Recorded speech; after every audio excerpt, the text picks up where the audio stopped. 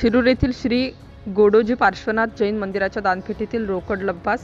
शिरूर येथील श्री गोडोजी पार्श्वनाथ जैन मंदिराच्या दानपेटीतील रोकड व पद्मावती देवीच्या गळ्यातील सोन्याचे मंगळसूत्र चोरीस जाण्याची घटना मध्यरात्री 2 वाजण्याच्या सुमारास घडली. दानपेटीत सुमारे 2 लाख रुपयांची रोकड असावी असा अंदाज मंदिर ट्रस्टच्या विश्वस्तांनी वर्तविला असून पोलीस दप्तरी 30,000 रुपयांची जबरी चोरी झाल्याची नोंद करण्यात आली आहे. मंदिराचे खाजगी सुरक्षारक्षक पोपट सोनबा घनवट वय 72 राहणार वाडेगव्हाण तालुका पारनेर जिल्हा अहमदनगर यांनी चोरीच्या या घटनेबाबत शिरूर पोलीस स्टेशनमध्ये फिर्याद दिली आहे. याबाबत मिळालेल्या माहितीनुसार घनवट हे मंदिराचे सुरक्षारक्षक म्हणून रात्रपाळीस नेमणुकीस होते. मध्यरात्री 1:30 ते 2 वाजण्याच्या सुमारास 3 चोरट्यांनी मंदिराच्या मागील बाजूने मंदिर परिसरात प्रवेश केला.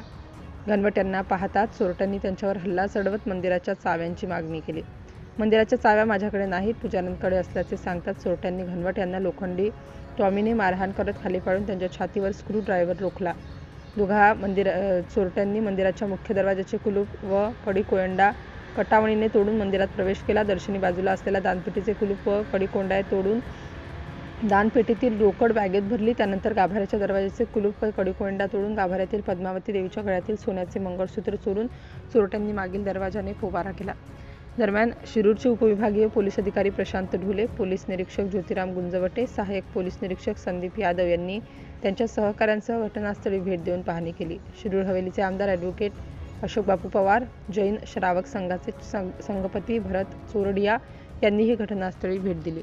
सिटी इंडिया न्यूजसाठी प्रतिनिधी विजय ढमढेरे, पुणे.